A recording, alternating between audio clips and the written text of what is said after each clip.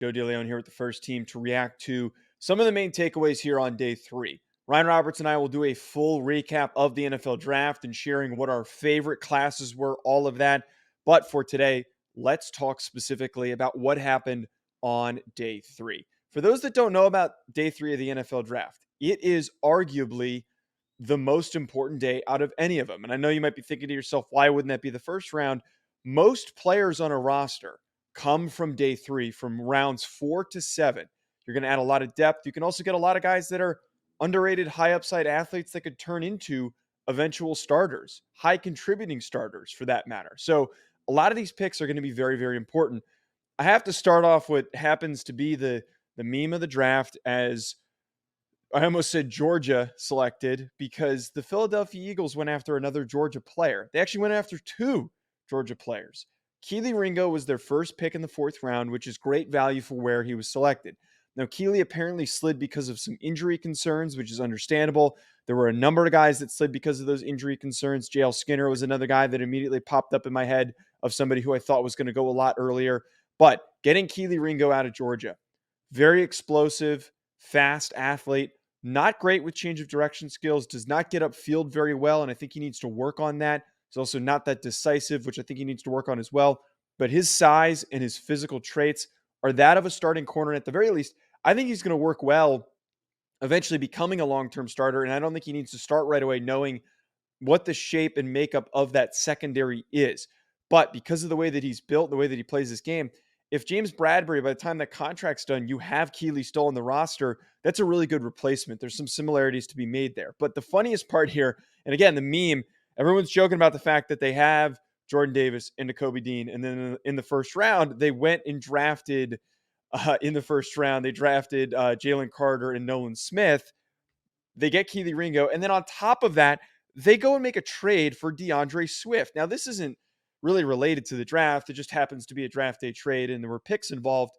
I like this add to the run game.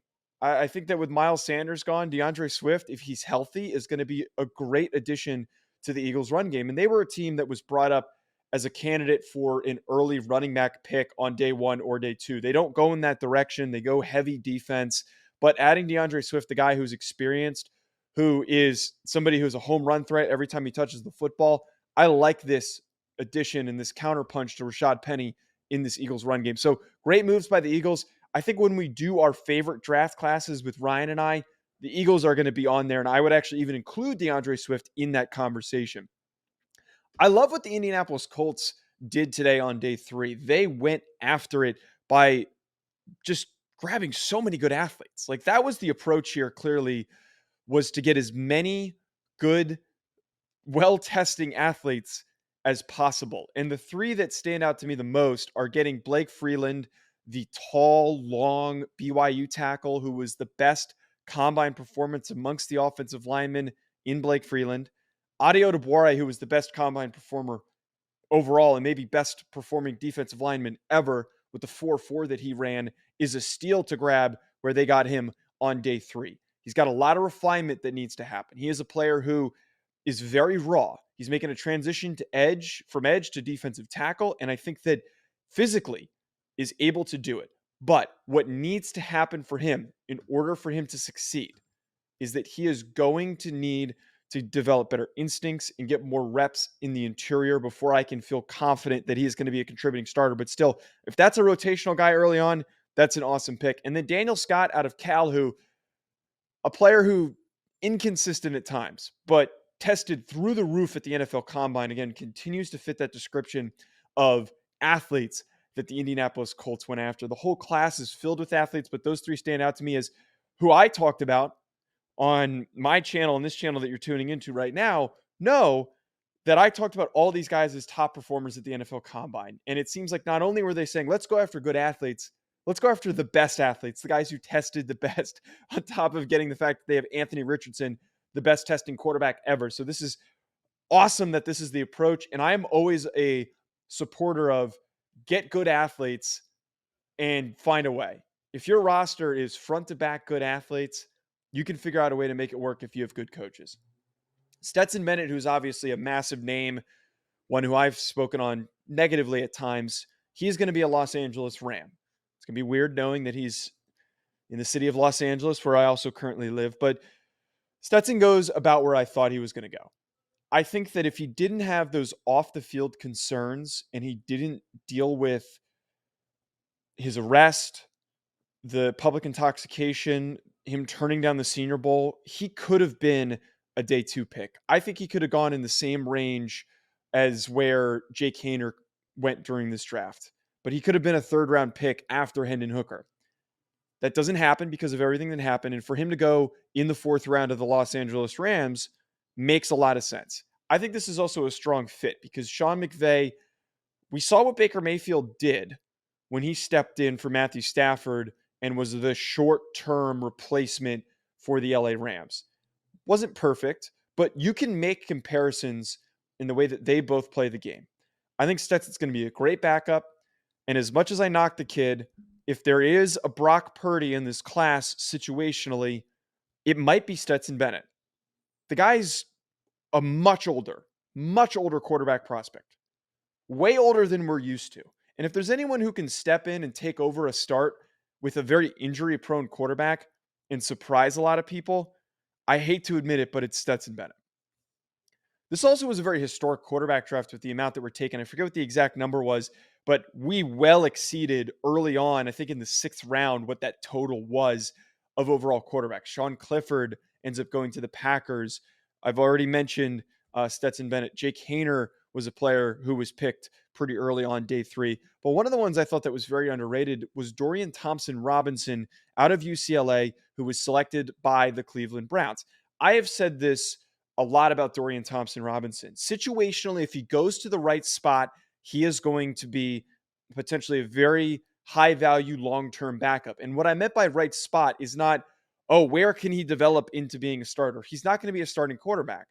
Where can he go that his physical tools mimic the starter? Deshaun Watson, there's a lot of comparisons to be made where they both throw and extend the pocket really well and throw on the run. They are really good at manipulating angles. I think that they're both very good athletes. Dorian Thompson-Robinson going to the Browns is a really nice pick. And it's not always a guarantee that these day 3 quarterbacks make the roster. I really think that Dorian Thompson-Robinson steps into a situation where he should be a lock to make this roster, as he's going to be competing with Josh Dobbs for that backup spot. I need to bring up what the hell the New England Patriots were doing. They drafted a kicker. And I jokingly, in the back of my mind, was like, oh, what if they draft a punter too? And they drafted a punter too. They also drafted a bunch of offensive linemen, which you can't go wrong drafting a bunch of offensive line depth when you have a lot of offensive line injuries over the last couple of years. But I don't know, man. Trading up for a kicker and then taking a punter later on. I'm a former long snapper. I'm a former college long snapper, and I support the hell out of specialists. But Bill, come on, man. Now to wrap up today, here are my 4 favorite picks that I loved all through day 3. First of all, Luke Whippler, the Ohio State center, going in the 6th round to the Cleveland Browns. I did not think that Luke Whippler was going to fall this far. He went way after a bunch of interior offensive linemen that I would not have picked ahead of Luke Whippler. He is not the biggest center, but he moves really well for his size. He is a very underrated power player for the power that he brings to the position. I think that Luke Whippler can eventually be the starting center for the Cleveland Browns. Their offensive line, after a couple of years ago being really good, has fallen off a bit. And I think that this pick, man, is such a steal for them to get him as late as they did. And they also got DeLeone Jones, who I'm a little bit iffy on that selection. I think where they got him, I'm fine with it. But adding and bulking up this offensive line is great. And Whippler, again, has that potential to be your starting center when it's all said and done. Deuce Vaughn, man, being drafted by the team that his dad works for is fantastic. It is an awesome story. But what you get with Deuce Vaughn and his value in the 6th round doesn't surprise me. He's tiny. He's a very small football player. This isn't a running back. This is an offensive weapon. This is somebody who's going to be moved all over the place. And I think as Tony Pollard is going to be the primary back here for the Dallas Cowboys, they didn't decide to pick anyone earlier. You can get really creative with Deuce Vaughn. And I think that Mike McCarthy is going to have a lot of fun finding different ways to get him worked into this scheme. I was really down on this Cowboys draft. And I got a lot of crap for saying that on Twitter. But Deuce Vaughn might be one of the more redeeming picks, separate from DeMarvin Overshown, which I really liked where they got him. But he can be dangerous if used properly. I'm hoping that his size doesn't turn into a lot of injuries because he can't sustain hits, but he could be a guy who catches 500 yards worth of receiving yards and then also rushes for 500 in a couple of years. He is that explosive of a player. Jalen Duncan going to the Tennessee Titans was a pick that I thought was very unexpected for him to slide that far. I heard apparently there were concerns on his personality. A lot of teams didn't like what he brought to the table, but that is a guy who I had a top 50 grade on, somebody who was in my top 10 tackle rankings. Dude's a really good mover, had a really good Senior Bowl, plays with a really good base, very light feet for his size, good length, everything. He checks every box, but apparently he just stunk in these interviews, which hurt him. Tennessee Titans, if they're not satisfied with Dylan Radins, I don't see a reason why you're not starting Peter Skoronski at left tackle and then Dylan Radins slash Jalen Duncan at right tackle. And then, heck, you can make the argument you could bump Jalen Duncan into guard or vice versa there with Peter Skoronski. There's just a lot of different creative things that you can do if you're the Tennessee Titans. I think that they had a very underrated draft. And then the last one here, this might be my favorite pick of the whole draft overall. My favorite pick, without a doubt, I think, is A.T. Perry, the Wake Forest wide receiver, going to the New Orleans Saints.